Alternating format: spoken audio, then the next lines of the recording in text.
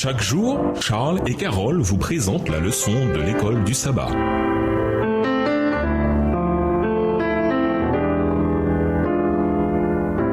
Bienvenue dans votre émission Dieu nous parle. Nous voilà à la leçon de lundi, le don des langues. Dans Acte 2, verset 4, le don de l'Esprit s'est manifesté par le fait de parler en langue. Pourtant, ce don n'était qu'un don parmi bien d'autres manifestations de l'Esprit, comme l'indique Acte 10, versets 45 et 46 et Acte 19, verset 6. Parmi les autres, on avait le fait de prédire l'avenir, Acte 11, verset 28, les visions, Acte 7, verset 55, les paroles inspirées, Acte 2, verset 8, Acte 28, verset 25, les guérisons, Acte 3, versets 6 et 12, Acte 5, versets 12 et 16, et la qualification pour le service, Acte 6, versets 3 et 5.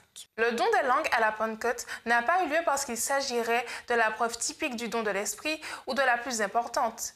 Il s'est manifesté afin de lancer la mission mondiale de l'Église. C'est-à-dire que l'appel lancé dans Acte 1, verset 8 exigeait le don des langues. Si les apôtres devaient renverser les barrières et atteindre les extrémités de la terre avec l'Évangile, il leur fallait parler les langues de ceux qui avaient besoin d'entendre ce qu'ils avaient à dire. Lisons Acte 2, versets 5 à 12. Quel indice avons-nous qu'à la Pentecôte, les apôtres ont parlé des langues étrangères existantes? Verset 5. Or, il y avait en ces jours à Jérusalem des Juifs, hommes pieux, de toutes les nations qui sont sous le ciel.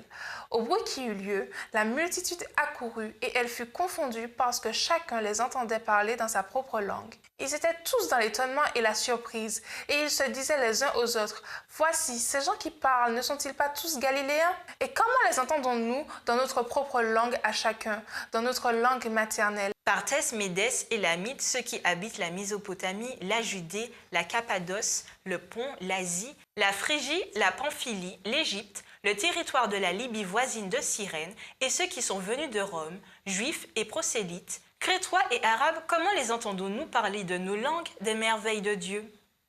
Ils étaient tous dans l'étonnement et ne sachant que penser, ils se disaient les uns aux autres. Que veut dire ceci?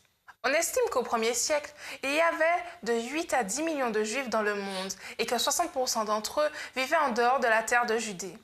Pourtant, beaucoup de ceux qui se trouvaient à Jérusalem pour la fête venaient de pays étrangers et ne parlaient pas l'araméen, la langue des Juifs de Judée à ce moment-là. Il ne fait aucun doute que la majorité des convertis lors de la Pentecôte étaient des Juifs venus des différents pays qui pouvaient à présent entendre l'Évangile dans leur propre langue maternelle.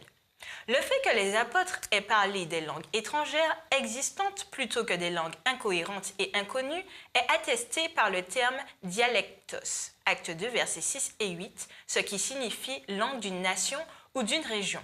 Comparé avec Acte 21, verset 40, Acte 22, verset 2, Acte 26, verset 14. Manifestement, ils ont parlé ces différentes langues. Le miracle, c'était que de simples Galiléens parlaient une langue que quelques heures auparavant, ils ne connaissaient pas. Pour ces Juifs locaux, témoins de la scène, mais non familiers de ces langues, la seule explication possible était que les apôtres étaient ivres, qui semblaient prononcer des sons étranges qui n'avaient aucun sens pour eux. Mais d'autres se moquaient en disant « Ils sont pleins de vin doux », Acte 2, verset 13. Une puissante manifestation divine se produit juste sous leurs yeux. Et pourtant, ils pensent que c'est de l'ivresse. Comment prendre garde à l'aveuglement spirituel? Et nous vous laissons avec cette réflexion. Dans un contexte social divers et divisé, comment le livre des Actes amène-t-il le croyant à entrer en relation avec les autres? Au revoir. Et à demain si Dieu veut. Dieu nous parle. Chaque jour, Charles et Carole vous présentent la leçon de l'école du sabbat.